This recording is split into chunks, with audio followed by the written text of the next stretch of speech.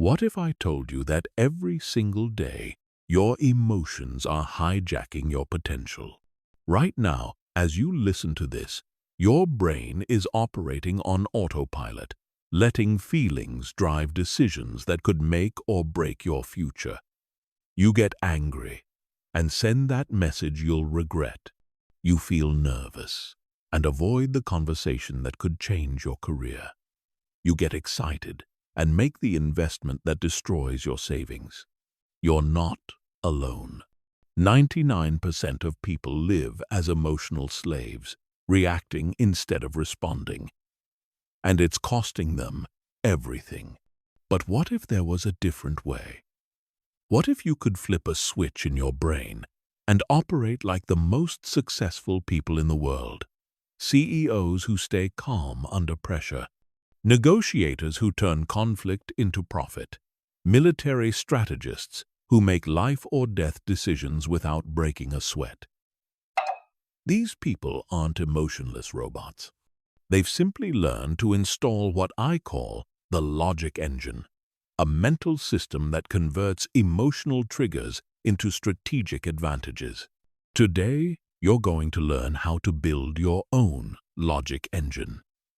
By the end of this audiobook, emotional reactions will become a thing of the past. You'll have the power to pause, process, and respond with surgical precision in any situation. You'll never again lose a negotiation because you got frustrated, damage a relationship because you got defensive, or miss an opportunity because you got scared. This isn't about suppressing emotions. It's about weaponizing logic to create the life you actually want. Chapter 1. The Emotional Hijack Epidemic. Right now, there's a war happening inside your brain, and you're losing. On one side, you have your logical, rational mind that wants to make smart decisions and create a better future. On the other side, you have your emotional brain, a primitive system that's been hijacking your behavior for your entire life. And here's the brutal truth. Emotions are winning, and it's destroying your potential. Every day, millions of people make decisions that sabotage their own success, and they don't even realize it's happening. They quit their job in a moment of anger and regret it for years. They invest their life savings because they got caught up in the excitement of a pitch. They destroy relationships because they couldn't control their pride. They avoid opportunities because fear convinced them they weren't ready.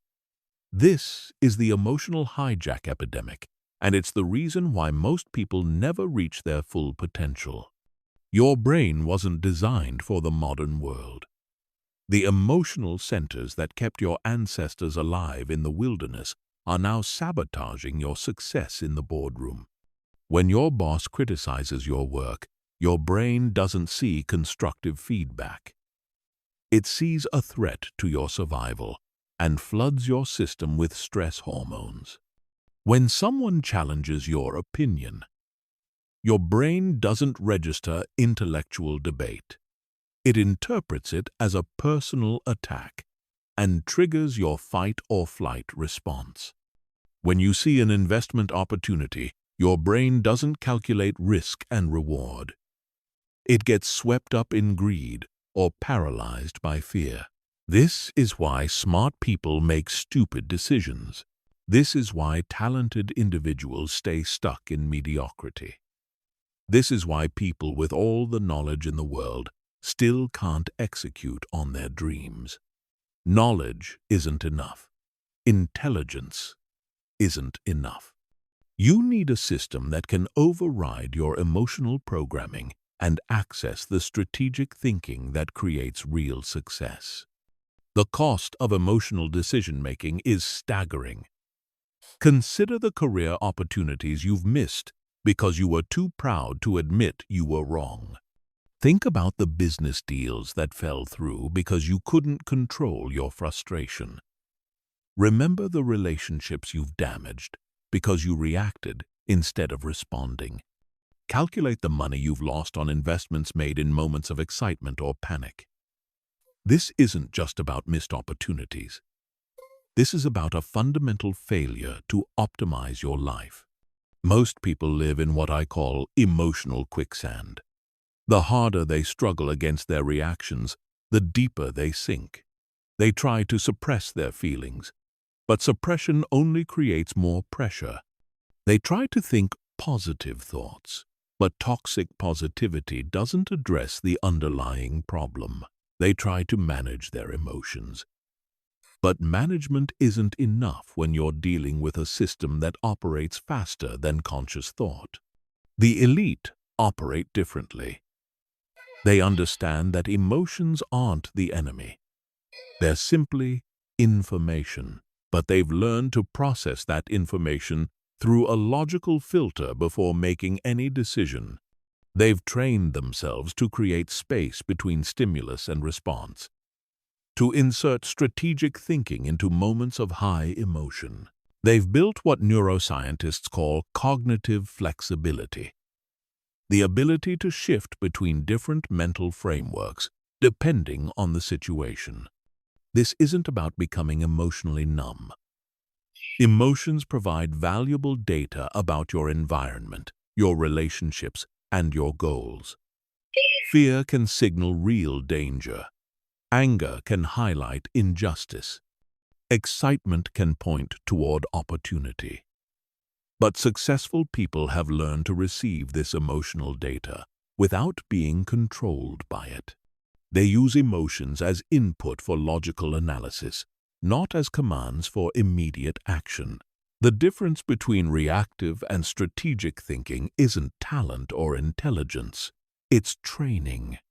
Just like you can train your body to become stronger and faster, you can train your brain to become more logical and strategic. You can build mental habits that automatically engage your rational mind before your emotional mind takes control. You can develop the ability to stay calm under pressure, think clearly in chaos, and make decisions that align with your long-term goals instead of your short-term feelings. But here's what most people don't understand. You can't fight emotion with emotion. You can't overcome impulsive behavior by trying harder or wanting it more.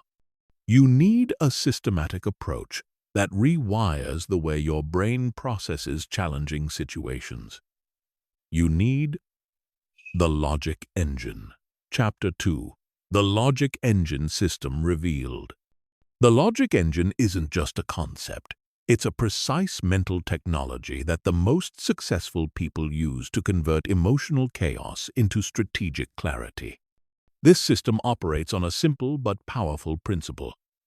Every emotional trigger can be transformed into a strategic advantage if you know how to process it correctly. Instead of being hijacked by your feelings, you learn to use them as fuel for better decision-making.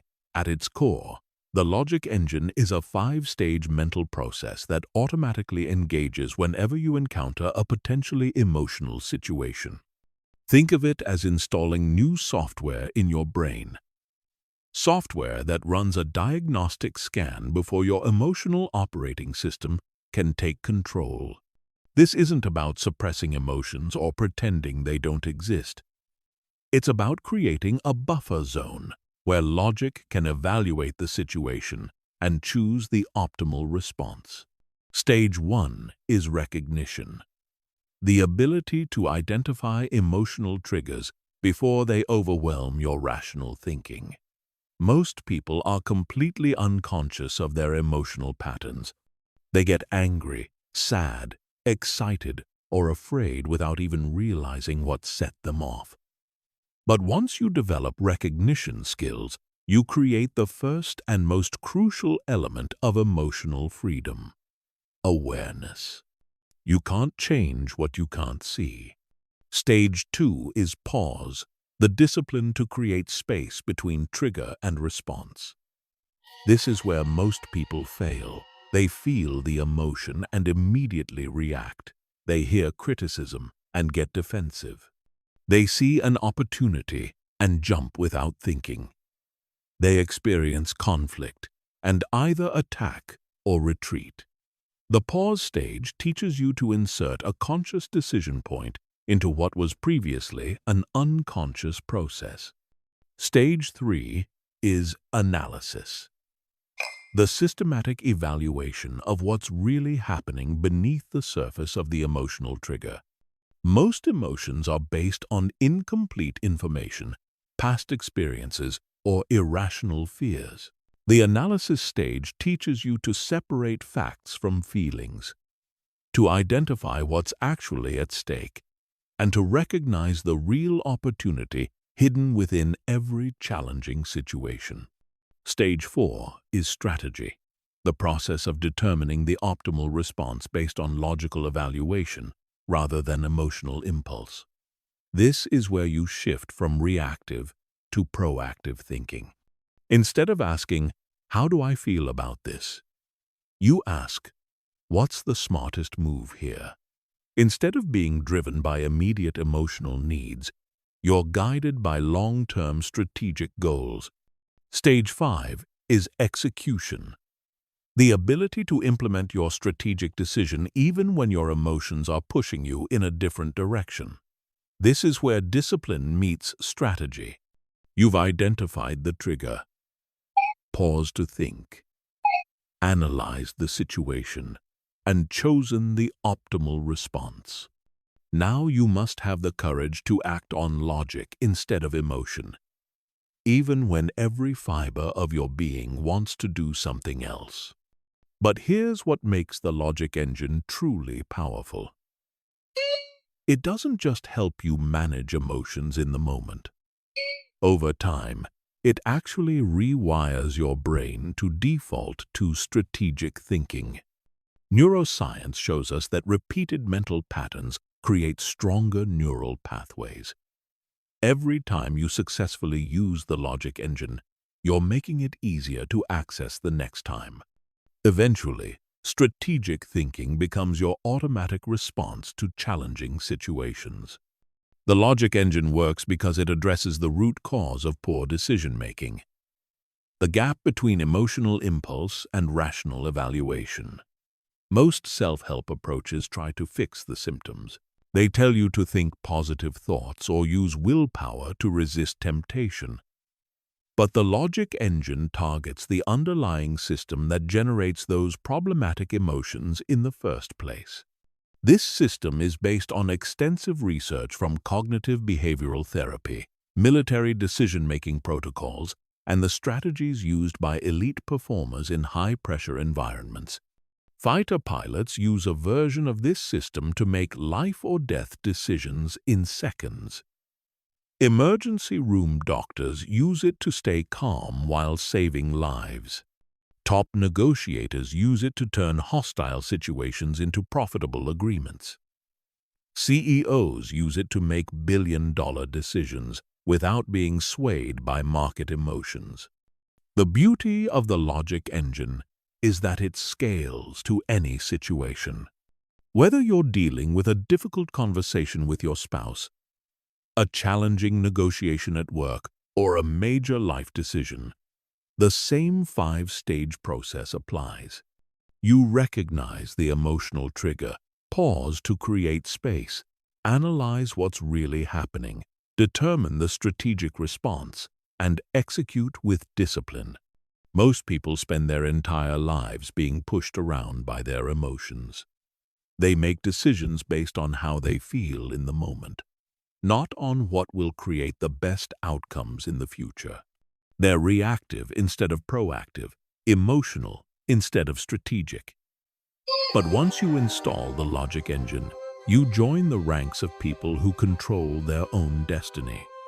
You become someone who responds instead of reacts, who thinks instead of feels, who creates instead of just survives. The transformation doesn't happen overnight, but it happens faster than you might expect. Within weeks of implementing this system, you'll notice that situations that used to trigger massive emotional responses now feel manageable. Problems that used to overwhelm you will become puzzles to solve. Conflicts that used to drain your energy will become opportunities to practice your strategic thinking skills. Chapter 3. Recognition. Identifying your emotional triggers before they strike. Recognition is the foundation of the logic engine, and it's where most people fail before they even begin. You cannot manage what you cannot see, and the vast majority of people are completely blind to their own emotional patterns. They live in a constant state of reaction, bouncing from one emotional state to another without ever understanding what's driving their behavior.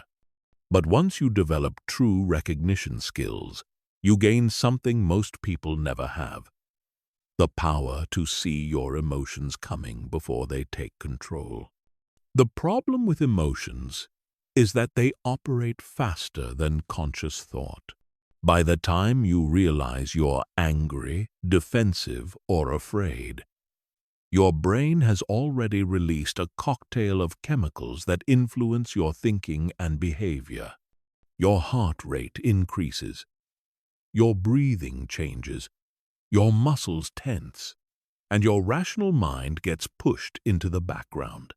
At this point, you're already hijacked. The goal of recognition training is to identify the warning signs before the hijack happens. Every person has a unique emotional fingerprint, a set of specific triggers that consistently generate the same problematic responses. For some people, it's criticism that triggers defensiveness. For others, it's uncertainty that triggers anxiety. Some get angry when they feel disrespected. Others get overwhelmed when they feel pressured. Some are triggered by success, others by failure. The specific triggers don't matter as much as your ability to identify your personal patterns. The first step in developing recognition skills is to conduct what I call an emotional audit. For the next week, pay attention to every moment when you feel a strong emotional response. Don't try to change anything, just observe. When do you get angry? What situations make you defensive? When do you feel anxious or overwhelmed? What triggers your excitement or fear? Keep a simple log. Trigger, emotion, response, outcome. Most people are shocked by what they discover during their emotional audit. They realize they have the same arguments with their spouse about the same issues every month. They notice they get defensive whenever someone questions their expertise. They see that they avoid certain conversations because they're afraid of conflict. They recognize that they make impulsive purchases when they're stressed. The patterns become obvious once you start paying attention. But recognition goes deeper than just identifying your triggers. You need to understand the physical and mental warning signs that precede emotional hijacking. Your body always gives you signals before your emotions take control. Some people feel tension in their shoulders when they're getting stressed. Others notice their breathing becomes shallow when they're anxious. Some clench their jaw when they're frustrated. Others tap their feet when they're impatient. These physical signals are your early warning system. They're your brain's way of preparing your body for action before your conscious mind has even processed what's happening. By learning to recognize these subtle physical changes, you can identify emotional triggers before they reach the threshold where they overwhelm your rational thinking. Mental warning signs are equally important. Notice when your thinking becomes black and white, when you start catastrophizing about worst-case scenarios, when you become fixated on being right instead of finding solutions. Pay attention to when your internal dialogue becomes harsh or critical, when you start making assumptions about other people's motives, when you feel the urge to prove a point or defend your position. The most powerful recognition tool is what I call the trigger map. This is a comprehensive inventory of your emotional patterns that becomes more accurate and useful over time. Start by identifying your top 5 emotional triggers. For each trigger, note the typical situations where it occurs, the physical warning signs you experience, the mental patterns that emerge, and the actions you typically take when hijacked. For example, your trigger might be feeling micromanaged at work. The typical situations could be when your boss asks for frequent updates or questions your methods. The physical warning signs might be tension in your neck and a feeling of heat in your face. The mental patterns could be thoughts like, "They don't trust me," or "I'm being treated like a child." The typical actions might be getting short with colleagues or working late to prove your dedication. Once you have this map, you can start to see your emotional patterns with crystal clarity. You'll begin to recognize the early stages of emotional triggers before they escalate into full hijacking. You'll notice the subtle shift in your body language before you get defensive. You'll catch the moment when your thinking starts to become rigid, before you say something you'll regret. But recognition isn't just about identifying negative emotional triggers. You also need to recognize when you're making decisions based on positive emotions that might not serve your long-term interests. Excitement about a new opportunity might cause you to skip due diligence. Optimism about a relationship might make you ignore red flags. Confidence after a success might lead you to take unnecessary risks. The goal is to develop what psychologists call metacognition, the ability to think about your thinking. You want to become an observer of your own mental and emotional processes. This doesn't mean becoming detached or analytical about everything in your life. It means developing the skill to step outside your immediate experience and evaluate what's really happening. Advanced recognition involves understanding the deeper patterns beneath your triggers. Often, what appears to be triggered by external events is actually triggered by internal fears or unmet needs. Anger about being interrupted might really be about feeling unheard or unimportant. Anxiety about public speaking might be about fear of judgment or rejection. Frustration with inefficiency might be about need for control or predictability. The more accurately you can identify the root cause of your emotional triggers, the more effectively you can address them with strategic responses. Recognition is not about eliminating emotions or becoming immune to triggers. It's about developing the awareness and skills to see what's happening before you're swept away by it. It's about creating space between trigger and response where logic can operate. Chapter 4. Pause. Creating space between stimulus and response. The pause is where transformation happens. It's the critical moment between recognizing an emotional trigger and choosing your response. Most people skip this stage entirely, moving directly from trigger to reaction in a matter of milliseconds. But this tiny gap is where all your power lies. It's the difference between being controlled by your emotions and using them as information for better decision-making. Viktor Frankl, a Holocaust survivor and psychiatrist, wrote about this space. Between stimulus and response, there is a space. In that space is our power to choose our response. In our response lies our growth and our freedom. This isn't just philosophical wisdom, it's practical neuroscience. Every time you successfully pause, you're strengthening the neural pathways that support rational decision-making and weakening the pathways that support impulsive reactions. The challenge with pausing is that it goes against every instinct your brain has developed over millions of years of evolution. Your emotional brain is designed for immediate action. When it detects a threat, whether real or imagined, it wants to fight. flee, or freeze. Right now, it doesn't want to pause and think. It wants to react to keep you safe. But in the modern world, most of our triggers aren't life-threatening, and immediate reaction usually makes things worse, not better. The first technique for creating effective pauses is what I call the circuit breaker method. Just like an electrical circuit breaker prevents dangerous power surges by temporarily cutting the connection, you can install mental circuit breakers that automatically engage when you recognize emotional triggers. The simplest version is the classic advice to count to 10 before responding. But effective pausing requires more sophisticated techniques. Physical pausing involves using your body to interrupt the emotional momentum.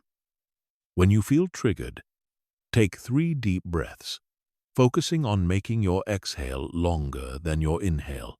This activates your parasympathetic nervous system and creates a physiological shift from reaction mode to thinking mode. Some people find it helpful to excuse themselves to the bathroom or step outside for a moment. Others use subtle physical techniques like pressing their feet firmly into the ground or placing their hand on their heart. Mental pausing involves inserting conscious thought into what was previously an unconscious process. Instead of immediately forming opinions about what's happening, ask yourself questions. What am I feeling right now? What triggered this feeling? What assumptions am I making? What don't I know about this situation? These questions force your rational mind to engage before your emotional mind can take complete control. Verbal pausing involves buying time in conversations so you can think before you speak. Master negotiators use phrases like, "That's an interesting point. Let me think about that for a moment." Or, "Help me understand your perspective on this." Or, "Before I respond, can you clarify what you mean by?" These phrases serve a dual purpose.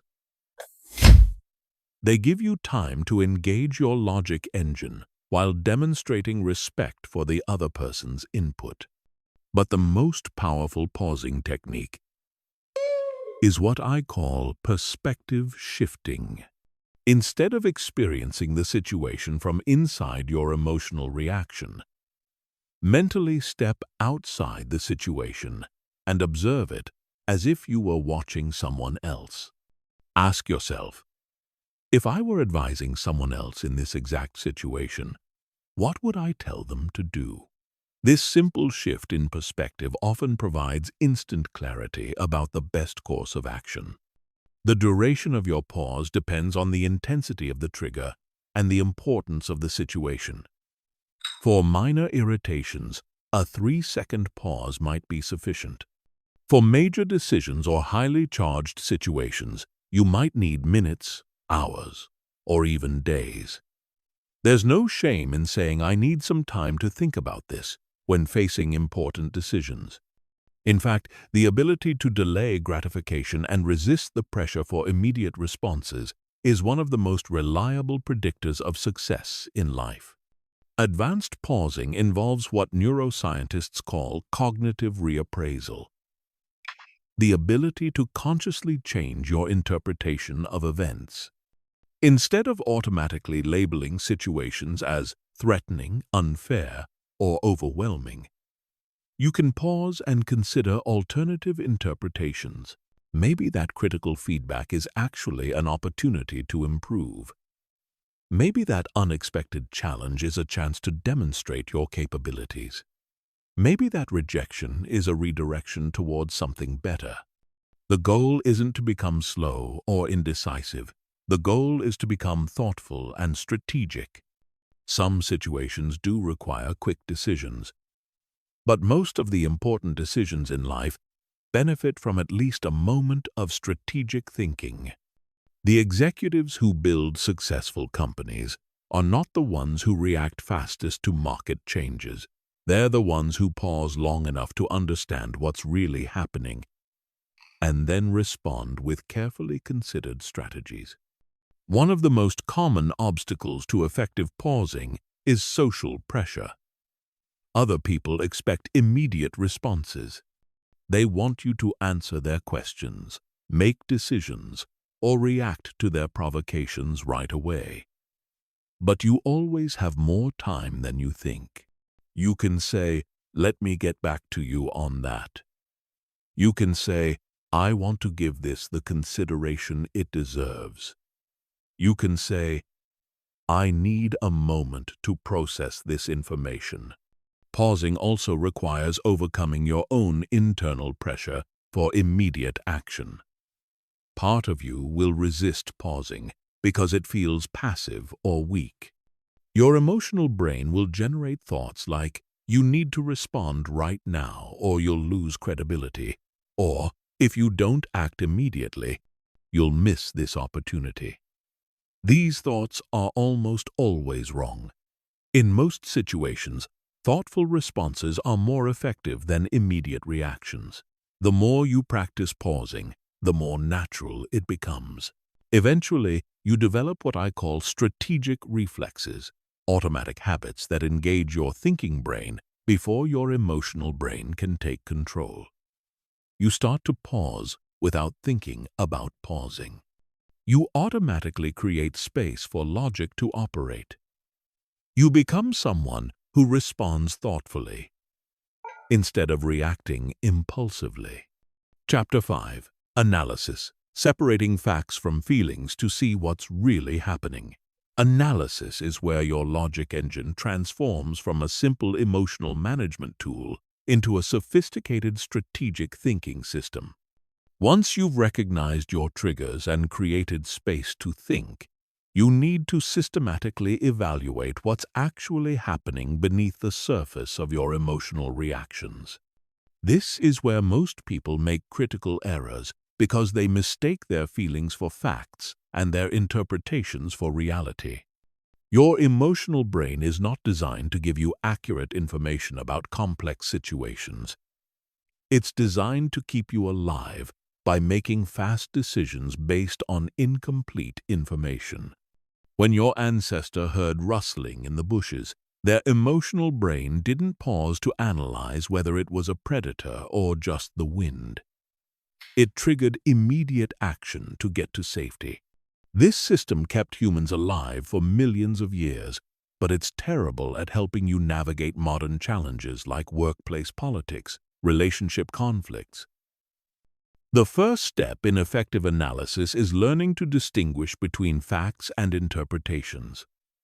Facts are observable, measurable, verifiable pieces of information. Your boss said, "I need to see you in my office at 3 p.m. That's a fact. Your interpretation might be, "I'm in trouble," or "I'm getting fired," or "They want to promote me." But those interpretations aren't facts. They're stories your brain creates to make sense of limited information. Most emotional triggers are based on interpretations, not facts. Someone doesn't return your text message immediately, and you interpret this as rejection or disrespect. A colleague questions your idea in a meeting, and you interpret this as an attack on your competence. Your partner seems distant, and you interpret this as a sign that the relationship is failing. But these interpretations might be completely wrong. The fact versus story analysis is a systematic way to separate what you know from what you assume. When you feel triggered, write down exactly what happened using only factual, observable information. Then write down the story your brain is telling you about what those facts mean. Finally, consider alternative stories that could explain the same facts. For example, if your boss seems short with you during a meeting, the facts might be, "My boss spoke to me in brief sentences, maintained limited eye contact, and ended our conversation quickly." Your story might be, "My boss is unhappy with my performance and is considering firing me."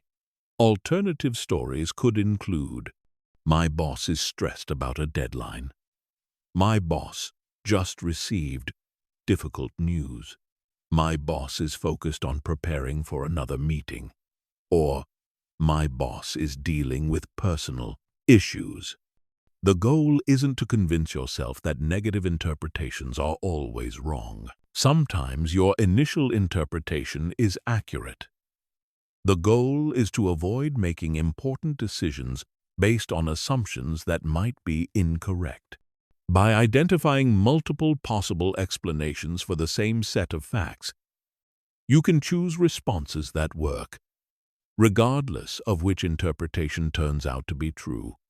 Advanced analysis involves understanding the deeper psychological dynamics that drive both your reactions and other people's behavior.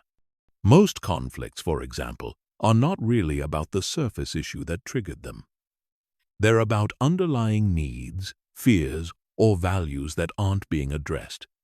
The argument about household chores might really be about feeling unappreciated. The disagreement about project direction might really be about autonomy or recognition. The iceberg analysis helps you identify what's happening beneath the surface of any challenging situation. The tip of the iceberg represents the visible behavior or event that triggered your emotion. But the bulk of the iceberg, the part that's hidden underwater, represents the deeper psychological factors that are really driving the situation. Understanding these hidden factors often reveals strategic opportunities that weren't apparent when you were focused only on the surface level. When analyzing other people's behavior, remember that everyone is operating according to their own internal logic. Their actions make perfect sense to them based on their fears, desires, past experiences, and current pressures. Instead of judging their behavior as right or wrong, try to understand the internal logic that would make their actions seem reasonable from their perspective. This understanding often reveals leverage points you can use to influence the situation in a positive direction. The timeline analysis is another powerful tool for gaining strategic clarity. Most emotional reactions are triggered by immediate events, but the real significance of those events can only be understood in a larger context. Ask yourself, what events led up to this situation? What patterns have been developing over time? How does this fit into the bigger picture of what's happening in this relationship, project, or area of your life? Often, what feels like a sudden crisis is actually the culmination of a longer pattern that you could have addressed earlier if you had been paying attention. The employee who suddenly quits in anger has probably been showing signs of dissatisfaction for months. The project that fails at the last minute has probably been struggling with unaddressed issues since the beginning. The relationship that explodes over a minor disagreement has probably been deteriorating due to unresolved communication problems. Risk-benefit analysis applies logical evaluation to emotional situations. When you feel triggered to take immediate action, pause and systematically evaluate the potential outcomes of different response strategies. What's the best-case scenario for each possible response? What's the worst-case scenario? What's the most likely outcome? What are the long-term implications of each choice? This type of analysis often reveals that the response your emotions are pushing for is actually the highest risk, lowest reward option. Getting angry and confrontational might feel satisfying in the moment, but it's likely to damage relationships and reduce your influence. Avoiding the situation entirely might feel safe, but it's likely to allow problems to grow and miss opportunities for positive change. The Strategic Questions Framework provides a systematic approach to analysis. Instead of trying to figure out how to react to what's happening, ask yourself, what outcome do I actually want from this situation? What would need to happen for all parties to feel good about the resolution? What resources and leverage do I have available? What don't I know that I need to find out? What would the person I want to become do in this situation? These questions shift your brain from reactive thinking to strategic thinking. Instead of being focused on the immediate trigger, you start thinking about desired outcomes and optimal strategies.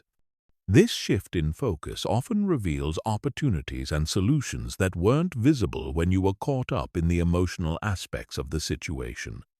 Effective analysis takes practice because it requires you to override some of your brain's most fundamental impulses. Your emotional brain wants you to trust your first impression, defend your initial interpretation, and take immediate action. But strategic thinking requires intellectual humility, the willingness to question your assumptions and consider alternative perspectives. The more you practice this systematic approach to analysis, the more accurately you'll understand what's really happening in complex situations, and the more effectively you'll be able to respond. Chapter 6. Strategy. Determining the optimal response based on logic, not emotion. Strategy is where your logic engine transforms from defensive tool into offensive weapon. You've recognized the trigger, paused to create space, and analyzed what's really happening. Now comes the moment that separates amateur emotional managers from strategic masters. Determining the optimal response based on long-term outcomes rather than immediate feelings. Most people skip this stage entirely, moving from analysis directly to whatever action feels right in the moment. But feelings are terrible strategic advisors. Strategic thinking operates on a completely different framework than emotional thinking. Emotions ask, "How do I feel about this?" Strategy asks, "What outcome do I want?" Emotions focus on the immediate situation. Strategy considers long-term consequences. Emotions seek to relieve current discomfort. Strategy seeks to create future advantage. When you learn to think strategically instead of emotionally, you stop being a victim of circumstances and start becoming an architect of outcomes. The foundation of strategic response is outcome orientation. Before you decide how to respond to any situation, you must be crystal clear about what you're trying to achieve. Not just in this moment, but in the relationship, the project, your career, your life. Most people react to preserve their ego, avoid discomfort, or express their feelings. Strategic thinkers respond to move closer to their desired outcomes. The outcome hierarchy helps you align your immediate response with your broader goals. At the top level, what are your ultimate life goals? Below that, what are your goals for this specific area of your life? Below that, what are your goals for this particular relationship or situation? Finally, what outcome do you want from this specific interaction? Your response should support goals at every level of the hierarchy, not just provide immediate emotional relief. For example, if a colleague criticizes your work in front of others, your emotional response might be to defend yourself aggressively or withdraw and avoid future collaboration. But if your ultimate goal is career advancement, your relationship goal is to be seen as a team player, and your immediate goal is to improve the project, your strategic response might be to thank them for the feedback and ask for specific suggestions for improvement. The strategic options matrix forces you to consider multiple possible responses before choosing one. Most people see only two options in any challenging situation: the thing their emotions want them to do, or nothing. But strategic thinkers generate multiple options and evaluate each one systematically. For every situation, ask yourself, what are at least 5 different ways I could respond to this? What are the likely consequences of each option? Which option best serves my long-term interests? This process often reveals creative solutions that weren't apparent when you were thinking emotionally. The employee who seems to be undermining you might respond better to private collaboration than public confrontation. The client who's making unreasonable demands might be more flexible if you help them understand the constraints you're working within. The family member who's being difficult might be going through challenges you're not aware of. Risk assessment becomes crucial when moving from analysis to strategy. Every response carries potential benefits and potential costs. Strategic thinkers don't just consider the upside of their actions. They systematically evaluate the downside. What's the worst-case scenario if this response backfires? What relationships might be damaged? What opportunities might be lost? What precedent does this set for future interactions? The reversibility test is a powerful tool for strategic evaluation. Before implementing any response, ask yourself, if the roles were reversed, how would I want the other person to handle this situation? This question often reveals whether your planned response is driven by strategy or ego. If you wouldn't want someone to respond to you the way you're planning to respond to them, you probably need to reconsider your approach. Timing strategy recognizes that the right response at the wrong time can be worse than no response at all. Sometimes the strategic move is to address an issue immediately while emotions are running high. Sometimes it's better to wait until emotions have cooled and rational discussion is possible. Sometimes you need to gather more information before responding. Sometimes you need to prepare the other person for a difficult conversation. The strategic delay technique involves intentionally postponing your response until you can deliver it more effectively. This isn't procrastination or avoidance. It's tactical timing. You might say, I want to give this the consideration it deserves. Can we revisit this tomorrow? Or, let me think about what you've said and get back to you with a thoughtful response. Influence strategy considers how your response will affect not just the immediate situation, but your ongoing ability to influence this person and others. Every interaction is both a current event and a precedent for future interactions.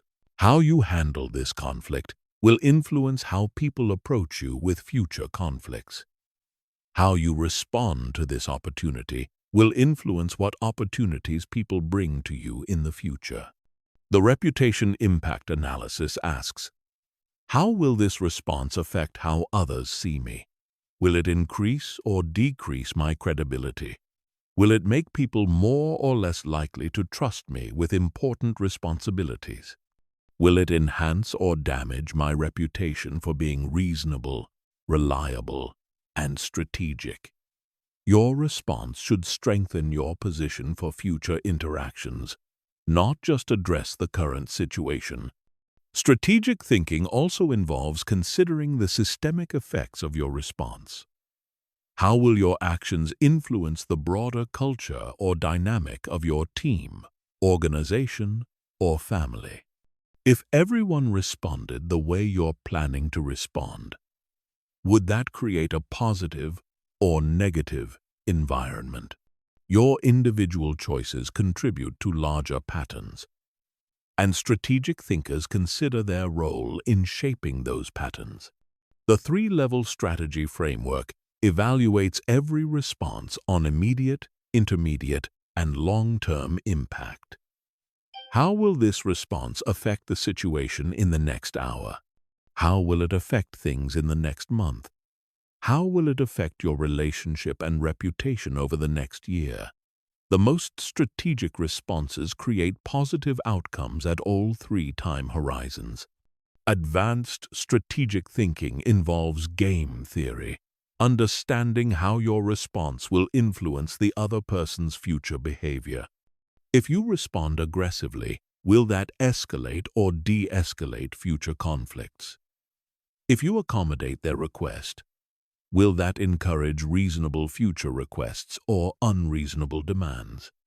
If you set a firm boundary, will that create respect or resentment? Strategic responses shape the rules of engagement for all future interactions. Chapter 7. Execution. Acting on logic instead of emotion, even when it feels wrong. Execution is where your logic engine either proves its worth or falls apart completely. You've done the mental work of recognition, pause, analysis, and strategy. You know what the logical response should be. But now comes the moment of truth. Actually implementing that response when every emotional fiber in your body is screaming at you to do something else. This is where most people fail, and it's what separates those who understand strategic thinking from those who can actually execute it under pressure. The gap between knowing what to do and actually doing it is where emotional intelligence becomes emotional discipline. It's one thing to rationally understand that you should stay calm during criticism. It's entirely different to actually remain calm when someone is attacking your competence in front of your colleagues. It's easy to know that you should address conflicts directly rather than avoiding them. It's much harder to have that difficult conversation when your anxiety is telling you to run away. Execution requires what I call emotional courage. The willingness to act on logic, even when your emotions are generating intense pressure to do something else. This isn't about suppressing emotions or pretending they don't exist. This is about acknowledging your feelings while refusing to let them dictate your actions. It's about feeling scared and speaking up anyway, feeling angry and staying respectful anyway, feeling hurt and responding constructively anyway. The commitment bridge is the mental tool that carries you from logical understanding to logical action. Before you enter any situation where you're likely to be emotionally triggered, you make a specific commitment to yourself about how you will respond. Not how you hope to respond or how you think you should respond, but how you will respond regardless of what emotions arise. For example, before going into a performance review where you expect criticism, you commit to listening actively, asking clarifying questions, and thanking your supervisor for specific feedback, regardless of how defensive you feel. Before having a difficult conversation with your spouse, you commit to using I statements, staying focused on solutions, and avoiding bringing up past grievances, regardless of how frustrated you become. The key is making these commitments when you're in a calm, rational state, not in the heat of the emotional moment. When your emotions are activated, your rational mind becomes less accessible. But if you've already made a clear commitment to specific behaviors, you can execute on that commitment even when logical thinking becomes difficult. Physical execution techniques help your body support your logical decisions when your emotions are pushing for different actions. The strategic breath involves taking 3 deep breaths before speaking, not just to calm yourself, but to remind yourself of your commitment and give your rational mind time to guide your response. The posture reset involves adjusting your body language to match the energy you want to project, rather than the energy you're feeling. Verbal execution requires having specific phrases and frameworks ready to use when emotions are high. Master negotiators and diplomats don't improvise their language during tense moments. They have tested phrases that help them execute their strategic responses, even when they're feeling triggered. Phrases like, "Help me understand your perspective when you want to attack." "What would you like to see happen here?" when you want to defend. Or, "Let me think about the best way to address that," when you want to react immediately. The execution script technique involves preparing specific language for challenging situations. If you know a conversation is likely to become emotional, script out the key points you want to make and the specific words you'll use to make them. This isn't about being artificial or manipulative. It's about ensuring that your logical intentions get expressed clearly, even when your emotions are activated. One of the biggest obstacles to execution is the authenticity trap. The belief that acting according to logic rather than emotion is somehow fake or dishonest. People say things like, "I need to be true to my feelings," or "I have to express how I really feel."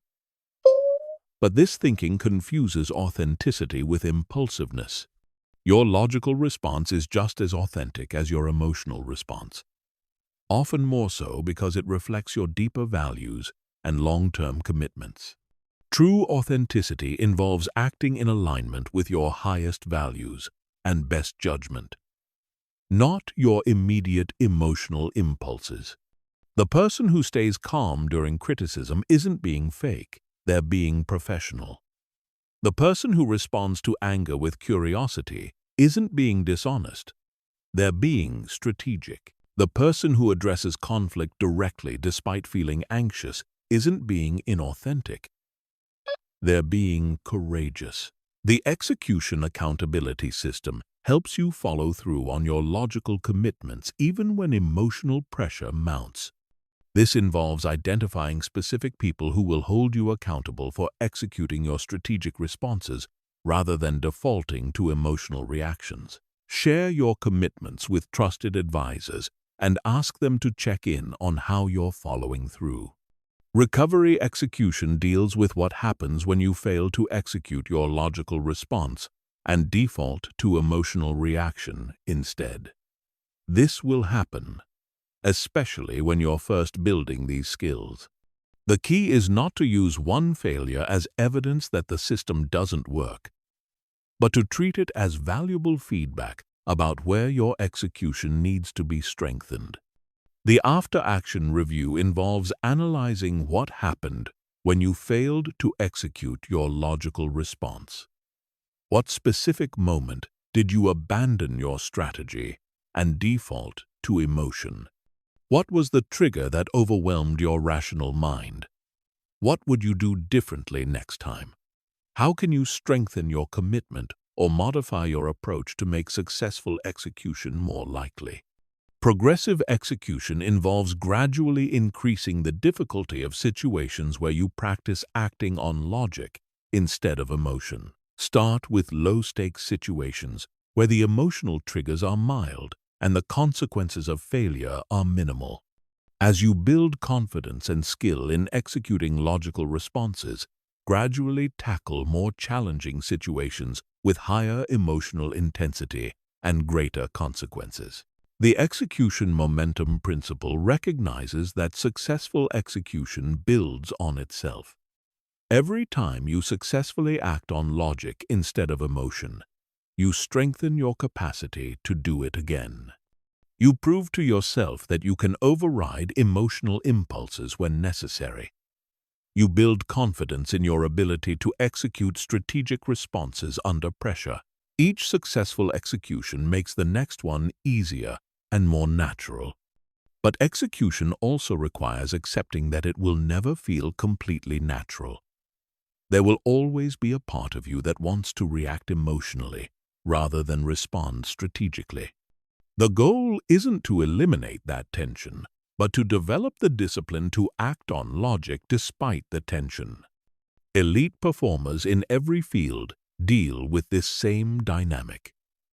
The gap between what feels natural and what produces results. Chapter 8. The Influence Advantage. Using your logic engine to persuade and lead others. Once you've mastered your own emotional reactions, your logic engine becomes a powerful tool for influencing others. While most people are trapped in emotional thinking, you operate from a place of strategic clarity. that gives you an enormous advantage in persuasion, negotiation, and leadership. You can see patterns they miss, remain calm when they're reactive, and guide conversations toward outcomes that serve everyone's interests. This isn't about manipulation. It's about leadership through logical thinking. The foundation of influence through logic is understanding that most people make decisions emotionally and then rationalize them logically. They don't want to admit this, even to themselves. So they create logical-sounding justifications for choices that were actually driven by feeling. Your advantage comes from recognizing this pattern and structuring your influence accordingly. You provide both the emotional motivation and the logical justification people need to make decisions. Emotional intelligence in influence means reading other people's emotional states accurately and adjusting your approach accordingly. When someone is anxious, they need reassurance and clear next steps. When someone is excited, they need help channeling that energy productively. When someone is frustrated, they need to feel heard and understood before they can consider new information. Your logic engine helps you recognize these emotional states without being hijacked by them. The logic-emotion bridge is your primary influence tool. You connect with people's emotions to build rapport and trust, then guide them toward logical conclusions that serve their interests and yours. You might say, "I can see this situation is really frustrating for you, and I think there's a way we can address your concerns while also moving this project forward." You acknowledge their emotional reality while introducing logical problem-solving. Strategic questioning becomes incredibly powerful when you're not emotionally invested in being right. Most people ask questions to prove their point or defend their position, but when you're operating from your logic engine, you can ask questions to genuinely understand other people's perspectives and uncover information that leads to better outcomes. Questions like, "What would need to happen for you to feel confident about this decision?" Or, "What concerns you most about this approach?" The perspective-taking advantage allows you to understand situations from multiple viewpoints simultaneously. While others are locked into their emotional perspective, you can see how things look from their point of view, from your point of view, and from the perspective of other stakeholders. This broader view often reveals solutions that satisfy everyone's core needs. Solutions that aren't visible when you're trapped in emotional thinking. Influence timing becomes much more sophisticated when you're not driven by your own emotional needs. You can recognize when someone is in the right mental state to consider new ideas and when they need more time to process information. You can identify the optimal moment to introduce difficult topics, make requests, or propose changes. You understand that the right message at the wrong time is often worse than no message at all. The resistance Aikido technique involves using other people's emotional energy to guide them toward logical conclusions rather than fighting against their resistance. When someone objects to your proposal, instead of defending it, you ask, "What would you need to see to feel comfortable with this approach?" When someone attacks your position, you respond with, "Help me understand what I'm missing from your perspective." You redirect their energy toward problem-solving rather than conflict. Advanced influence through logic involves understanding the difference between positions and interests. Positions are what people say they want. Interests are why they want it. Two people might have completely opposing positions but compatible interests. The employee who demands a raise position might actually be most concerned about feeling valued and having growth opportunities, interests. The client who insists on unrealistic deadlines, position, might actually be worried about looking bad to their own supervisor interests. By focusing on interests rather than positions, you can often find creative solutions that give everyone what they really need. This requires staying emotionally detached from your own position, so you can focus on understanding everyone's underlying interests. Your logic engine allows you to remain curious about other people's motivations, rather than defensive about your own proposals. The strategic concession framework helps you use small compromises to achieve larger goals. When you're not emotionally attached to being right about everything, you can afford to concede minor points in order to build rapport and goodwill for more important issues. You might say, "You're absolutely right about that concern. I hadn't thought of it that way." Given that, what if we tried this approach instead? Influence through logical thinking also means helping other people think more clearly about their own situations. Most people are trapped in emotional reactions that prevent them from seeing their options clearly. By asking the right questions and providing different frameworks for thinking about problems, you can help them discover solutions that serve their interests better than their initial impulses. The cognitive reframing technique involves helping people interpret situations in more useful ways. Instead of telling them their interpretation is wrong, you offer alternative perspectives that might be more accurate or productive. Another way to look at this might be, or what if this situation is actually an opportunity to, or I wonder if they might be responding this way because. Leadership through logic means modeling strategic thinking for others. When everyone else is getting swept up in drama or crisis, you remain calm and focused on solutions. When others are making decisions based on fear or excitement, you ask questions that help them consider long-term consequences. When conflicts arise, you guide people toward understanding each other's perspectives rather than defending their positions. The teaching through questions approach helps others develop their own logical thinking skills rather than just telling them what to do. Instead of giving advice, you ask questions that help them analyze their situation more thoroughly. What outcome are you hoping for here? What are your main options? What are the likely consequences of each option? What information do you need to make this decision? Influence ethicality becomes crucial when you have the advantage of logical thinking over emotional reactions. Your goal should be to create outcomes that serve everyone's legitimate interests, not just to get what you want. The best influence comes from helping people make decisions that they'll be happy with in the long term, even if those decisions require short-term sacrifice or discomfort. Chapter 9. Emotional Leverage.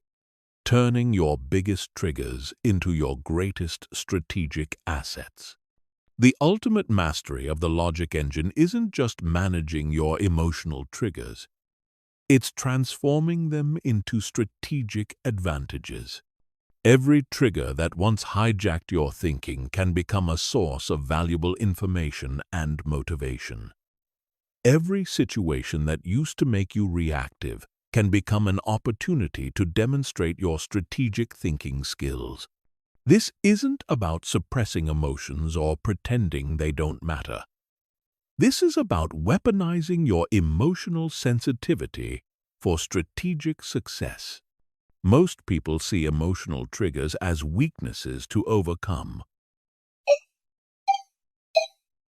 But triggers are actually sources of high-quality information about what matters to you, what threatens your goals, and where your attention needs to be focused.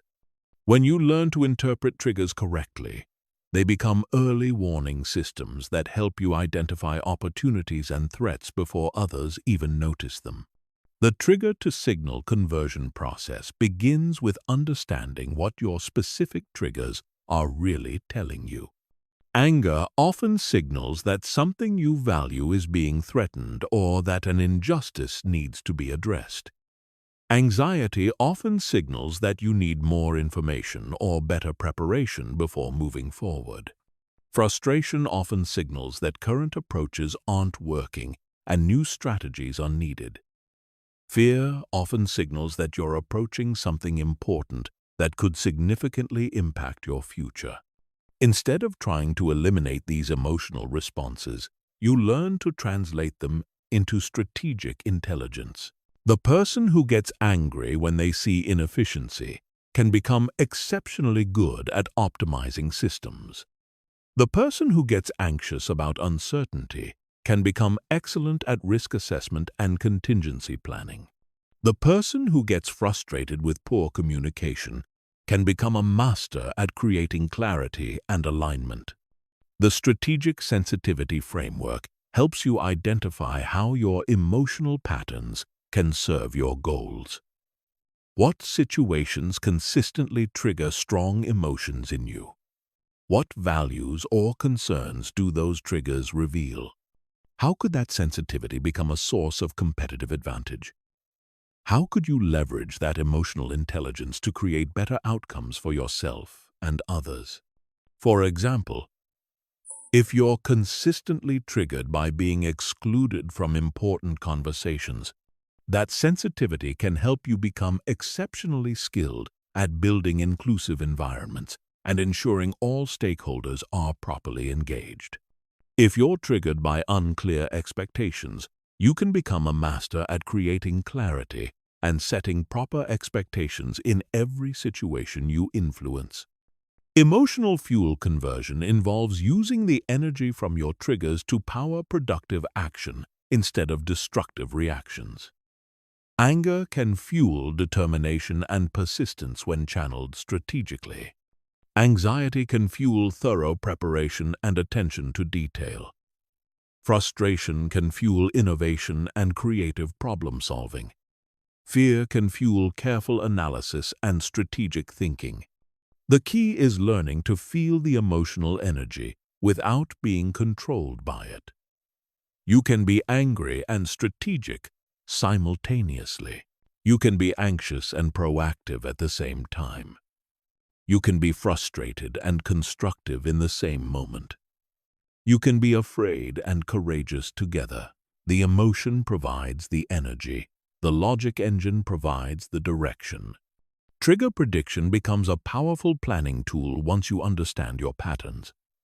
If you know that certain types of situations consistently trigger specific emotions, you can prepare strategic responses in advance. You can enter challenging situations with clear commitments about how you'll respond when your emotions are activated. You can use your emotional patterns as a guide for where you need to be most prepared. The emotional Aikido technique involves using other people's emotional energy to create better outcomes rather than being triggered by their reactions. When someone gets angry at you, instead of getting defensive, you can use their emotional intensity as information about what they really care about. When someone gets anxious, you can use that as a signal to provide more reassurance and clarity. When someone gets excited, you can use that energy to build momentum toward shared goals. This requires developing immunity to other people's emotional states while remaining sensitive to the information those states provide. You don't catch their anxiety, but you recognize it and respond strategically to it. You don't get pulled into their anger, but you understand what's driving it and address the underlying concerns. Advanced emotional leverage involves using your triggers as feedback mechanisms for your strategic thinking. If you find yourself getting emotionally activated, that's often a sign that you need to step back and analyze the situation more thoroughly. If you're feeling defensive, that might indicate you're more attached to being right than to finding the best solution. If you're feeling overwhelmed, that might signal you need to break a complex problem into smaller, manageable pieces. The trigger as teacher mindset treats every emotional activation as an opportunity to learn something valuable about yourself, the situation, or other people involved. Instead of judging yourself for having emotional reactions, you become curious about what those reactions are trying to tell you. Instead of fighting against your triggers, you use them as sources of strategic intelligence. Emotional pattern recognition helps you identify systemic issues that need to be addressed. If you're consistently triggered by the same type of situation across different contexts, that's often a sign of a deeper pattern that needs attention. If multiple people are having similar emotional reactions to the same circumstances, that's valuable information about what's not working in that environment. This level of emotional intelligence allows you to become a problem solver rather than just a problem reactor. You can identify issues before they escalate into crises. You can address root causes rather than just symptoms. You can create environments where people's emotional needs are met proactively rather than reactively. The emotional leadership advantage comes from your ability to help others transform their triggers into strategic assets as well. You can help team members understand what their emotional reactions are telling them. You can guide people toward using their emotional energy productively rather than destructively. You can create cultures where emotional intelligence is valued and developed rather than suppressed or ignored. Chapter 10. Building unshakable mental discipline, making strategic thinking your default response. The final stage of logic engine mastery is making strategic thinking so automatic that you no longer have to consciously choose between emotional reaction and logical response. This isn't about becoming an emotionless robot.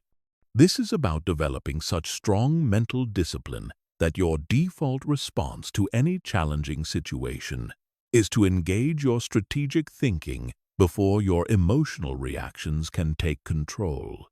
This level of mental discipline is what separates true masters from people who sometimes remember to think strategically. Mental discipline isn't about willpower or forcing yourself to behave differently through sheer determination.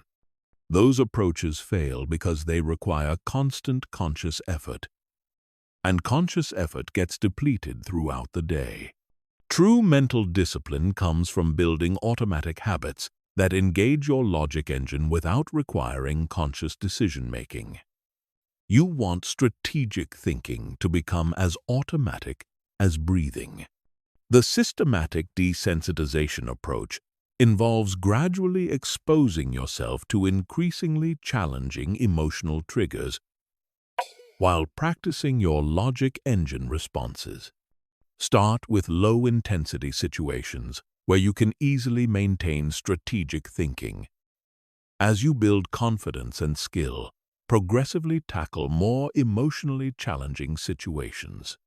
This builds your capacity to think strategically under increasing levels of emotional pressure. For example, if you're working on staying calm during criticism, start by asking friends to give you minor feedback on low-stakes topics. Practice receiving their input using your logic engine process. Once that feels natural, ask colleagues for feedback on more significant work issues. Eventually, you'll be able to maintain strategic thinking, even when receiving harsh criticism about things that matter deeply to you. The daily training protocol involves practicing your logic engine skills every single day, not just when you're facing major challenges. Just like physical fitness, mental discipline requires consistent training to maintain and improve. This means looking for opportunities throughout each day to practice recognition, pause, analysis, strategy, and execution in small situations. Every minor irritation becomes a training opportunity. The slow internet connection, the long line at the store, the colleague who's running late for a meeting. Instead of defaulting to automatic frustration, you practice engaging your logic engine. You recognize the trigger, pause to think, analyze what's really happening, determine the optimal response, and execute strategically. These small victories build the mental habits that serve you in much larger challenges. Environmental design is crucial for building unshakable mental discipline. You can't rely on willpower alone when you're constantly surrounded by triggers and distractions. Instead, you need to systematically design your environment to support strategic thinking and minimize unnecessary emotional stress. This includes everything from your physical workspace to the people you spend time with, to the media you consume. Create physical reminders of your commitment to strategic thinking. Some people put a small object on their desk that reminds them to pause before reacting. Others use phone wallpapers with questions like, "What outcome do I want here?" Or, "What would a strategic thinker do?" The goal is to create environmental cues that automatically prompt your logic engine to engage. The stress inoculation training involves deliberately putting yourself in controlled, stressful situations, so you can practice maintaining strategic thinking under pressure. This might mean taking on challenging projects that push you out of your comfort zone, having difficult conversations you've been avoiding, or placing yourself in competitive situations where emotions typically run high. The key is that these situations are controlled and purposeful.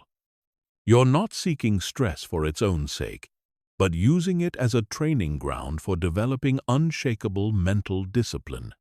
Each time you successfully maintain strategic thinking under stress, you build confidence in your ability to do it when it really matters.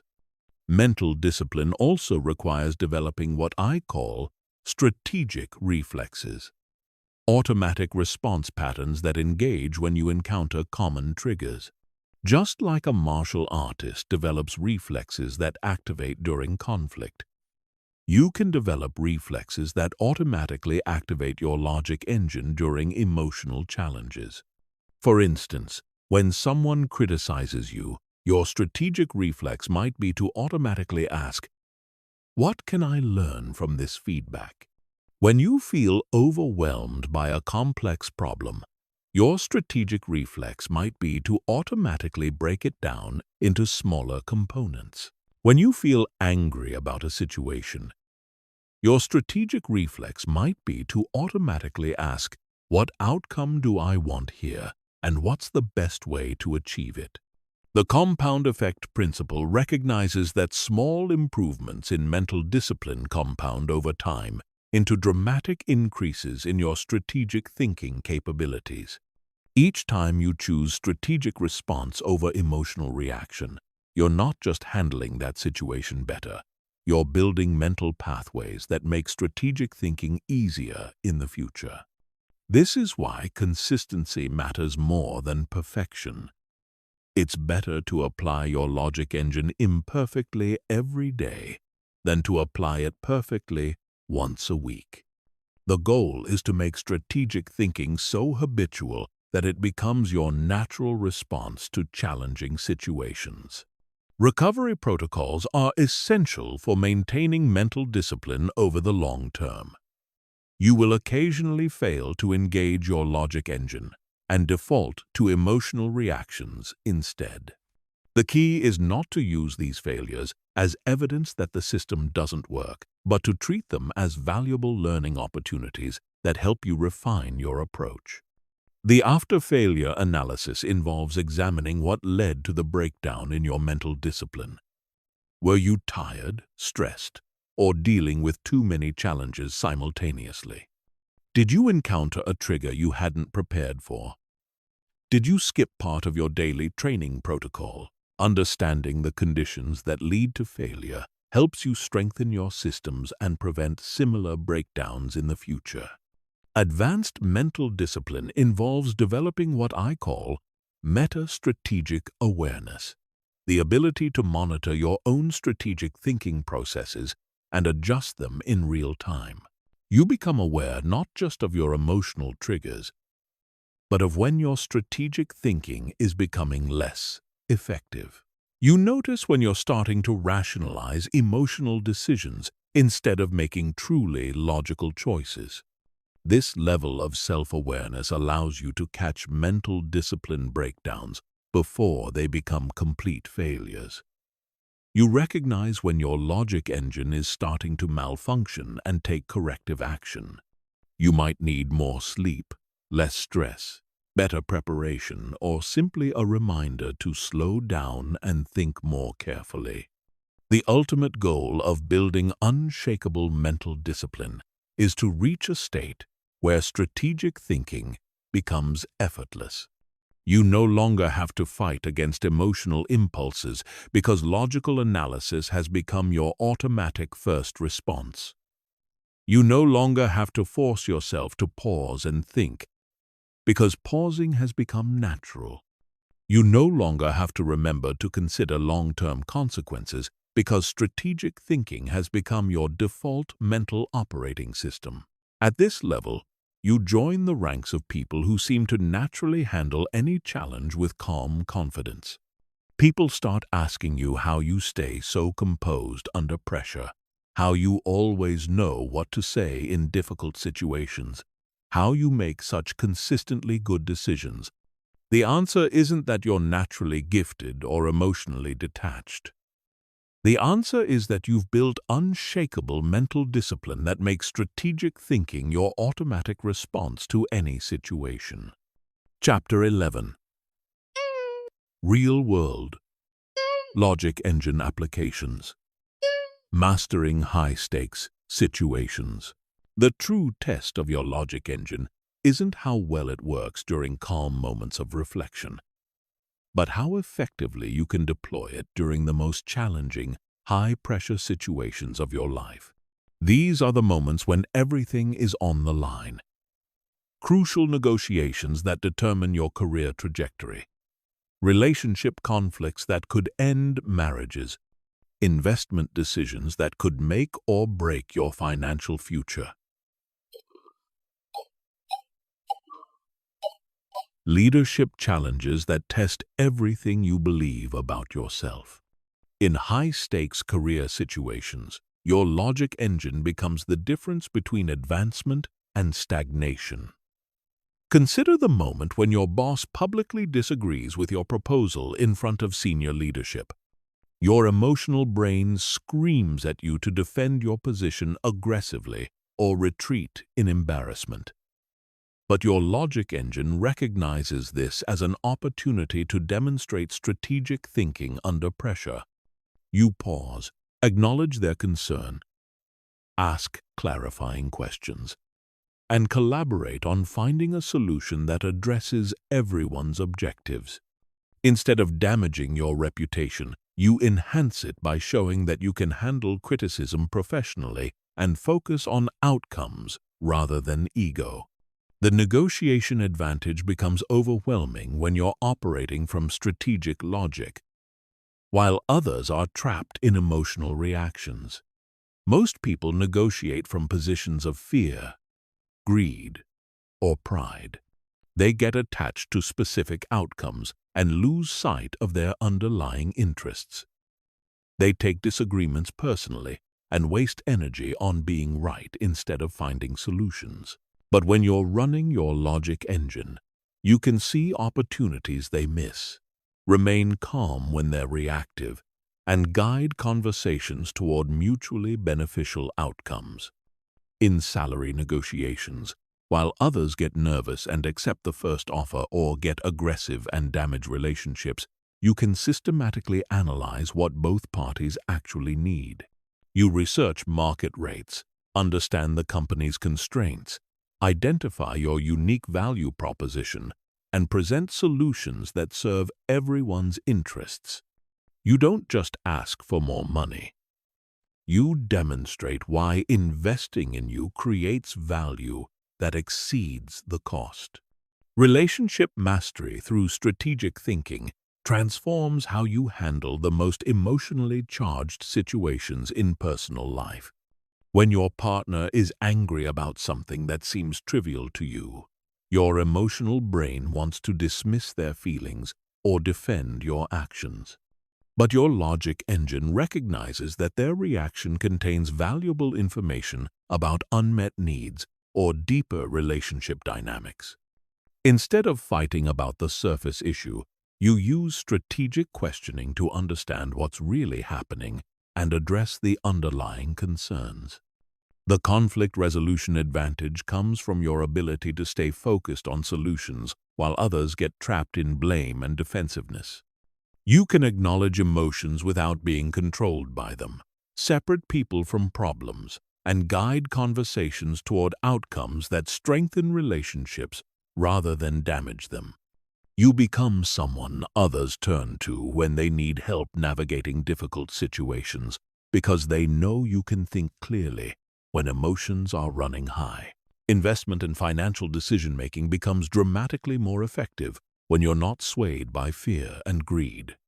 While others make emotional decisions based on market panic or excitement about hot trends, you can systematically analyze risk and reward, consider long-term implications, and make decisions based on logic rather than emotion. You don't buy high because you're caught up in excitement, or sell low because you're paralyzed by fear. The entrepreneurial advantage is massive when you can think strategically about business challenges instead of being overwhelmed by the emotional roller coaster of starting and running a company. Every entrepreneur faces moments when everything seems to be falling apart, when customers are unhappy, when cash flow is tight, when competitors are gaining ground. Your logic engine helps you separate real problems from temporary setbacks, identify the highest leverage actions to take, and maintain strategic focus when others are panicking or giving up. Leadership under pressure becomes your defining characteristic when you've mastered strategic thinking.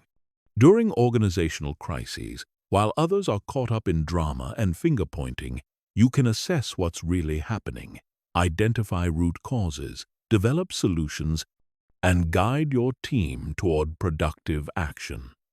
You become the calm in the storm, the person others look to for direction when everything feels chaotic. Public speaking and presentation mastery flows naturally from logic engine development.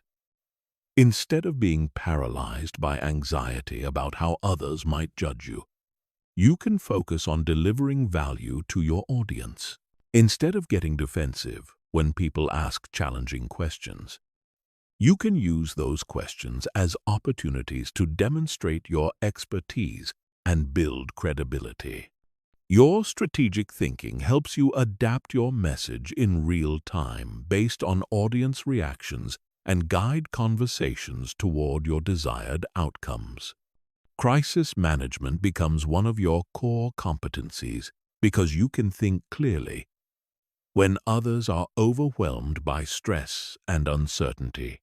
Whether it's a family emergency, a work crisis, or a personal setback, you can quickly assess the situation, identify what needs to happen immediately, and create action plans that address both short-term urgency and long-term implications. The social dynamics advantage appears in every group situation. While others get caught up in politics, personality conflicts, and power struggles, you can see the underlying dynamics that drive group behavior. You can identify who the real decision-makers are, understand what motivates different stakeholders, and position yourself as someone who brings solutions rather than problems. Advanced logic engine application involves recognizing that different situations require different strategic approaches. High-trust relationships allow for more direct communication and collaborative problem-solving. Low-trust situations require more careful positioning and incremental trust building. High-stakes decisions demand more thorough analysis and risk assessment. Routine decisions can be streamlined without sacrificing strategic thinking. The compound effect of consistently applying your logic engine in high-stakes situations creates exponential improvements in every area of your life. Each successful application builds your reputation as someone who can be trusted with important responsibilities. People start bringing you their most challenging problems because they know you can think clearly under pressure. Opportunities find you because you've demonstrated the judgment and strategic thinking that create value for others. Chapter 12. The unshakable mind. Operating at peak performance under maximum pressure. Peak performance under pressure is where logic engine mastery separates the truly elite from everyone else. Anyone can think strategically when they're comfortable and relaxed. The real test comes when everything is on the line. When failure has serious consequences, when time is short, and when everyone around you is losing their composure. This is where unshakable minds are revealed. And it's where your years of logic engine training pay the greatest dividends. Pressure creates a specific type of mental distortion that destroys most people's ability to think clearly. Time compression makes everything feel urgent, even decisions that could benefit from more consideration.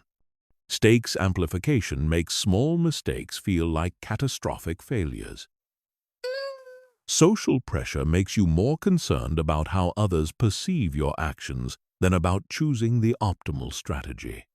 Information overload makes it difficult to distinguish important signals from meaningless noise. The Elite Performance Protocol is designed specifically for these maximum pressure situations. It's a streamlined version of your logic engine that can operate even when your cognitive resources are being taxed to their limits. Under extreme pressure, you don't have time for lengthy analysis or complex strategy development. You need rapid recognition, instant pause, essential analysis, immediate strategy, and decisive execution. Rapid recognition under pressure requires developing what I call threat opportunity radar, the ability to instantly categorize situations based on their true significance rather than their emotional intensity. Not every urgent situation is actually important. Not every important situation requires immediate action. Your trained mind can quickly distinguish between genuine emergencies that require immediate response and manufactured urgency that benefits from strategic thinking. The pressure pause is different from normal pausing because you're working against both external time pressure and internal stress responses. Your body is flooded with adrenaline, your heart rate is elevated, and every instinct is screaming at you to take immediate action. The pressure pause involves taking one conscious breath. Not to relax, but to remind yourself that you have more time than your emotional brain believes you do. Even in genuine emergencies, you almost always have a few seconds to engage your strategic thinking. The surgeon has a moment to assess the situation before making the first cut. The negotiator has a moment to consider their response before speaking. The leader has a moment to think before issuing orders. These moments are where unshakable minds prove their worth. Essential analysis under pressure means cutting through complexity to identify the 2 or 3 factors that will determine success or failure.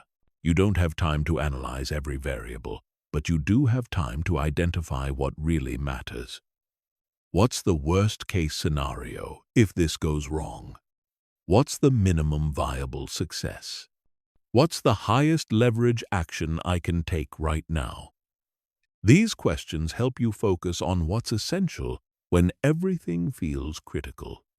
The pressure strategy framework operates on the principle that under pressure, simple strategies executed flawlessly beat complex strategies executed poorly. Your strategic response needs to be clear enough to remember, simple enough to execute under stress, and robust enough to handle unexpected complications. You're not looking for the perfect strategy. You're looking for the strategy most likely to succeed given current constraints. Execution under pressure requires what I call committed action. The ability to implement your strategic choice with full conviction, even when you're not completely certain it's correct. Under pressure, you rarely have perfect information or unlimited time to make decisions.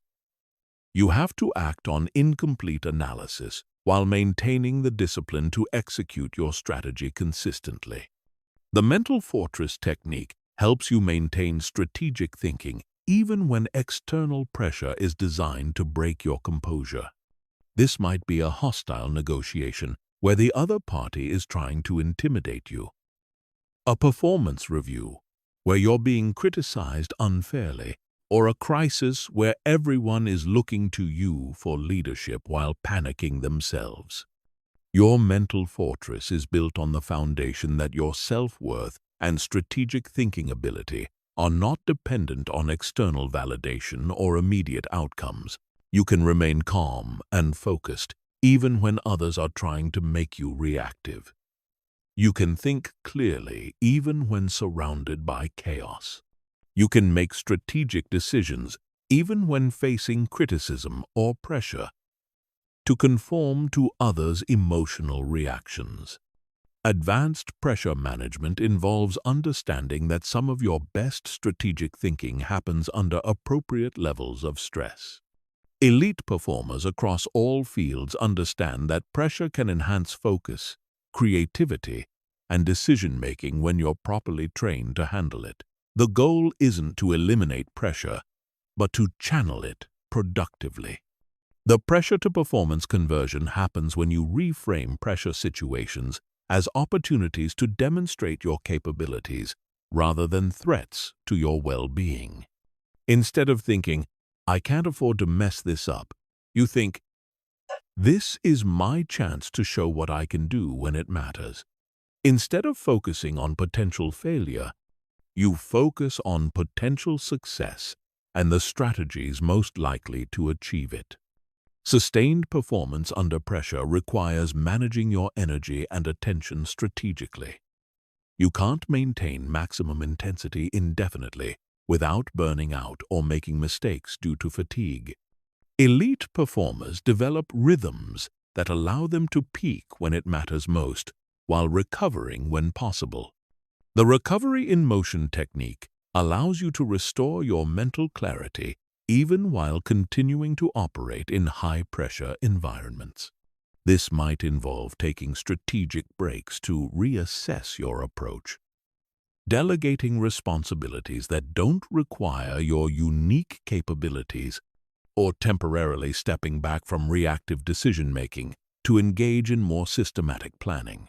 Pressure leadership becomes your defining characteristic when you can help others think clearly during challenging situations. While everyone else is getting swept up in crisis mode, you can model strategic thinking, ask the right questions, and guide group decision-making toward productive outcomes. You become the person others rely on when stakes are high because you can think clearly when clear thinking is most needed. The ultimate pressure test is when multiple high-stakes situations converge simultaneously. Your career is facing major challenges, your relationship is strained, your health requires attention, and your financial situation needs careful management.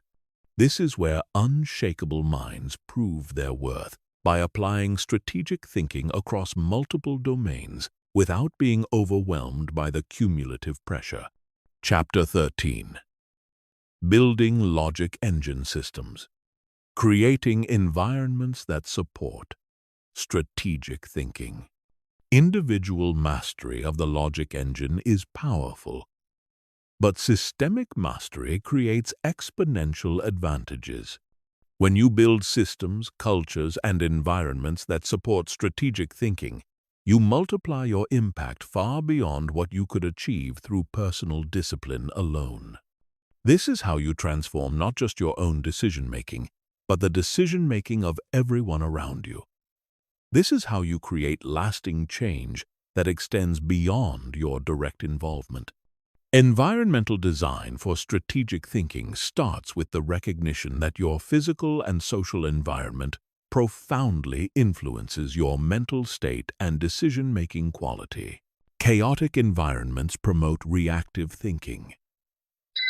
Calm, organized environments support reflective analysis. Environments filled with urgent distractions make strategic thinking difficult. Environments that protect focused time make deep thinking possible. The strategic thinking space involves creating physical environments that support your logic engine process. This might be a specific location where you go to analyze important decisions, a setup that minimizes distractions during strategic planning, or visual reminders that prompt you to engage your strategic thinking process before making decisions. But environmental design goes beyond physical space to include information, diet, and social influences. Strategic thinkers carefully curate the information they consume, focusing on sources that provide deep analysis rather than emotional reactions. They limit exposure to media that promotes fear, outrage, or other emotions that interfere with clear thinking. They seek out content that models strategic thinking and provides frameworks for better decision-making. Social environment curation means surrounding yourself with people who support strategic thinking rather than emotional reaction.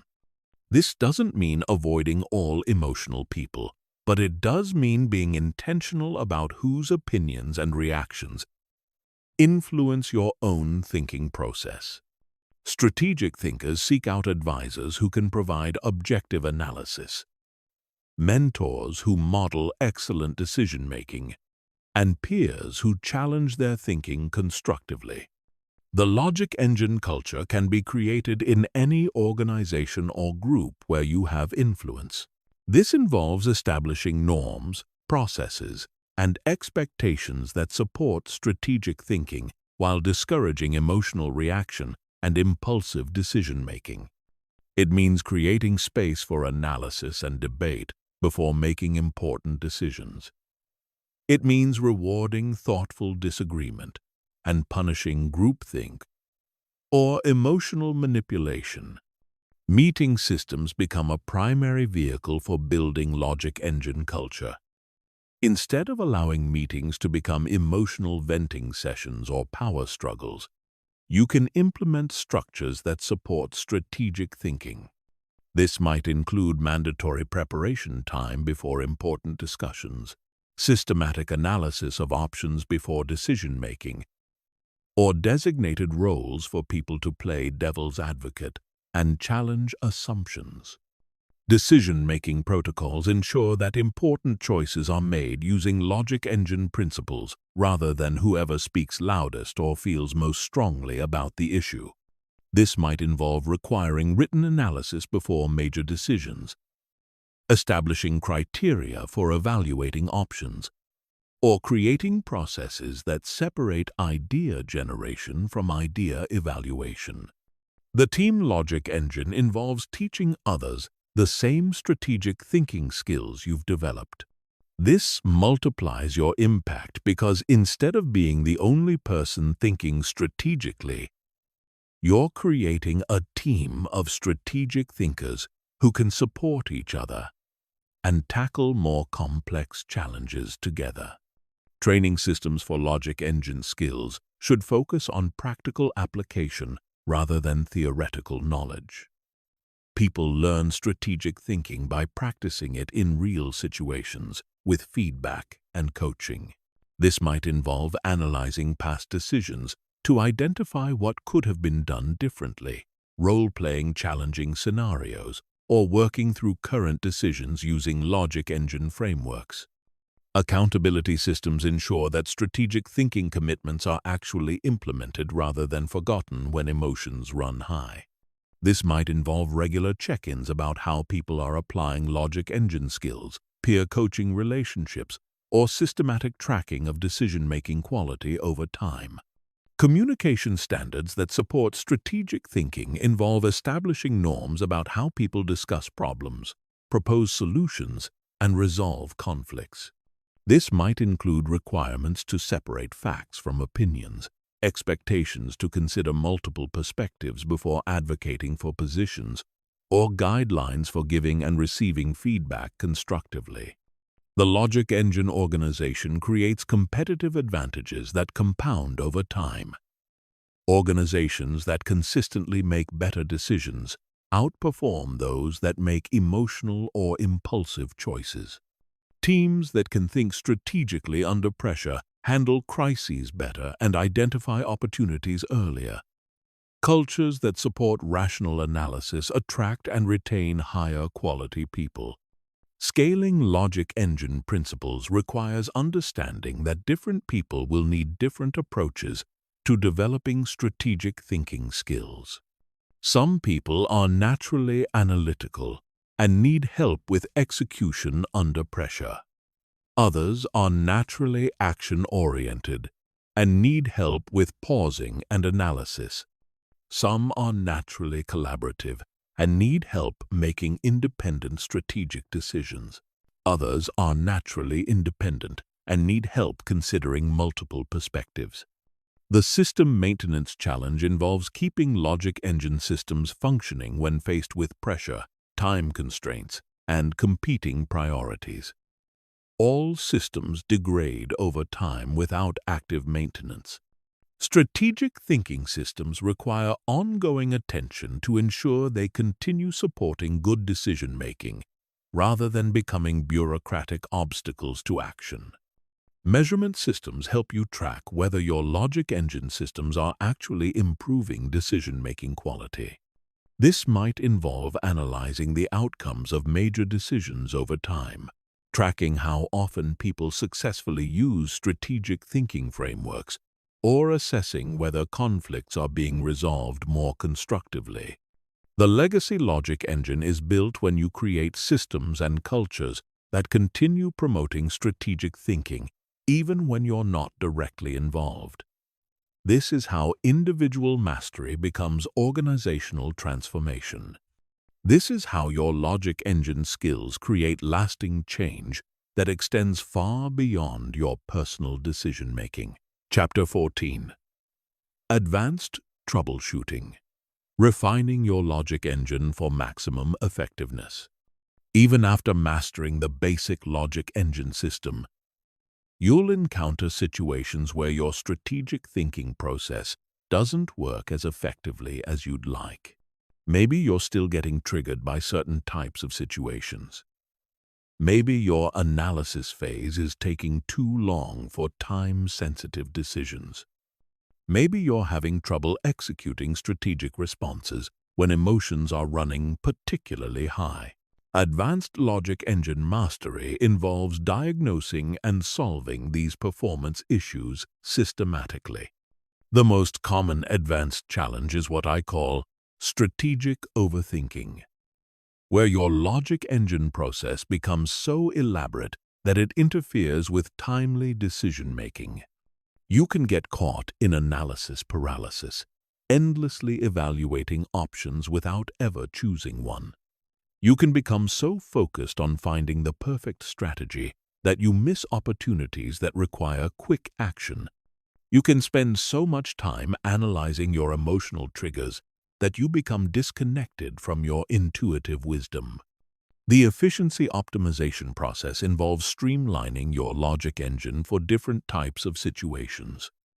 Routine decisions need abbreviated versions of the full process. Crisis situations need rapid deployment techniques. Complex strategic decisions need more thorough analysis. Personal relationship issues might need more emphasis on emotional intelligence. Professional situations might need more emphasis on political considerations. Calibrating your logic engine means adjusting the intensity and duration of each phase based on the importance and complexity of the situation. A decision about what to have for lunch might require only seconds of recognition and strategy. A decision about changing careers might require days of analysis and multiple rounds of strategy development. The key is matching your mental effort to the significance of the decision.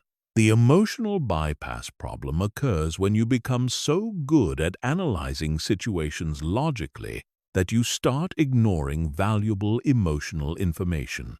Emotions provide important data about your values, relationships, and environmental conditions. The goal isn't to eliminate emotional input, but to process it through your logic engine rather than being controlled by it. Recalibrating emotional sensitivity involves learning when to trust your emotional reactions and when to be skeptical of them. Emotions about people's trustworthiness, for example, are often accurate because they're based on subtle behavioral cues you're processing unconsciously. Emotions about investment opportunities, on the other hand, are often unreliable because they're influenced by marketing and social pressure rather than fundamental analysis. The context-switching challenge involves adapting your logic engine for very different types of situations. The strategic thinking approach that works well in professional negotiations might not be optimal for intimate family conversations. The analysis process that serves you well in business decisions might be too impersonal for creative projects. Advanced mastery involves developing situation-specific variations of your core logic engine. Relationship-specific calibration recognizes that different people and different types of relationships require different strategic approaches. High-trust relationships allow for more direct communication and collaborative problem-solving. Low-trust relationships require more careful positioning and defensive strategies. New relationships need more emphasis on building rapport and understanding. Established relationships can handle more challenging conversations and honest feedback. The perfectionism trap occurs when you become so committed to strategic thinking that you judge yourself harshly for any emotional reactions or suboptimal decisions. This perfectionism can actually interfere with your logic engine effectiveness because it creates additional emotional pressure around decision-making. The goal is progress, not perfection. Even masters occasionally make emotional decisions, and the key is learning from those experiences without self-judgment. Recovery protocols for logic engine failures involve systematic analysis of what went wrong and how to prevent similar failures in the future. Did you skip a phase of the process? Were you too tired or stressed to think clearly? Did you encounter a trigger you hadn't prepared for? Was the situation more complex than your initial analysis suggested? Understanding failure patterns helps you strengthen your system. The social pressure override addresses situations where your logic engine is working correctly, but social pressure is making it difficult to execute your strategic choices. Maybe your analysis clearly shows that you should decline a request, but everyone expects you to say yes. Maybe your strategic assessment suggests you should address a conflict directly, but the culture discourages confrontation. Advanced logic engine mastery involves developing the courage to act on your strategic analysis, even when it goes against social expectations or immediate pressure. This doesn't mean being inflexible or ignoring social dynamics. It means being able to distinguish between situations where adaptation serves your interests and situations where standing firm on your strategic assessment is more important. Integration challenges arise when you're trying to apply logic engine principles across multiple areas of your life simultaneously. Maybe you're making good strategic decisions at work but still struggling with emotional reactions in your family relationships. Maybe you're excellent at analyzing financial decisions but still getting triggered by social conflicts. The whole life logic engine involves systematically applying strategic thinking principles across all major areas of your life, while recognizing that each area might require different approaches and different calibration. The goal is consistency in your commitment to strategic thinking, not uniformity in your specific techniques. Metalogic engine development involves becoming strategic about your strategic thinking process itself. This means analyzing when your logic engine is working well and when it's struggling, systematically improving your frameworks and techniques, and continuously adapting your approach based on results and changing circumstances. The advanced mastery paradox is that the more skilled you become at strategic thinking, the more you realize how much you still have to learn. Master-level logic engine practitioners understand that every situation is unique, and every decision provides new information about how to think more effectively. They remain humble about their capabilities while confident in their systematic approach to decision-making. Chapter 15. The Strategic Life. Living as a logic engine master. You now possess something that 99% of people will never have: the ability to think strategically when everyone around you is reacting emotionally. You can remain calm under pressure when others are panicking. You can see opportunities hidden within problems when others only see threats. You can make decisions based on long-term outcomes when others are driven by immediate feelings. This isn't just a skill you've learned. It's a fundamental transformation in how you operate in the world. The strategic life isn't about becoming cold or calculating. It's about becoming more effective at creating the outcomes you truly want, while maintaining your humanity and helping others achieve their goals as well. It's about operating from a place of clarity and purpose rather than being pushed around by circumstances and emotions. It's about becoming someone who shapes reality rather than just reacts to it. Living as a logic engine master means that strategic thinking becomes as natural as breathing. You don't have to force yourself to pause and think, because pausing has become automatic.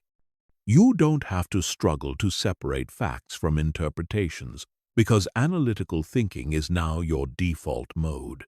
You don't have to fight against emotional impulses, because you've learned to channel emotional energy into strategic action. The compound advantage of logic engine mastery becomes more apparent with each passing year. While others make the same emotional mistakes repeatedly, you're learning from every situation and becoming more strategic over time. While others get stuck in patterns of reactive behavior, you're continuously optimizing your decision-making and creating better outcomes. While others are drained by constant emotional turbulence, you're energized by the clarity and effectiveness that come from strategic thinking. Your professional life transforms in ways that seem almost magical to others. You become known as someone who can handle any challenge with composure and insight. People seek out your perspective on difficult problems because they know you can see solutions they've missed. Opportunities find you because you've demonstrated the strategic thinking that creates value for organizations and relationships. Leadership becomes natural when you can think clearly, while others are overwhelmed by complexity or emotion. You don't have to force yourself into leadership positions. People naturally look to you for guidance during challenging situations. Your influence grows not because you're trying to control others, but because you consistently make decisions that serve everyone's interests. Relationships reach new levels of depth and satisfaction when you can respond strategically to emotional situations. Instead of getting caught in cycles of conflict and misunderstanding, you can address underlying issues and create genuine resolutions. Instead of being triggered by other people's problems, you can provide the kind of stable, thoughtful support that actually helps them work through their challenges. The personal mastery paradox is that the more capable you become of strategic thinking, the more you appreciate the complexity and nuance of every situation. Beginning logic engine practitioners often think in terms of right and wrong answers. Masters understand that most important decisions involve trade-offs between competing values and uncertain outcomes. This sophistication makes you more effective, not less decisive. Advanced masters develop what I call contextual intelligence, the ability to adapt their strategic thinking approach based on subtle differences in situations, relationships, and objectives. They understand that the same logical framework might lead to different optimal strategies depending on cultural context, timing, relationship dynamics, and dozens of other variables. The teaching imperative becomes clear as you master these skills. You realize that your logic engine capabilities are most valuable when they're shared with others. This doesn't mean forcing your approach on everyone, but it does mean being generous with your insights and helping others develop their own strategic thinking skills when they're interested and ready. Mentoring others in logic engine development becomes one of your most satisfying activities because you can see the transformation these skills create in people's lives.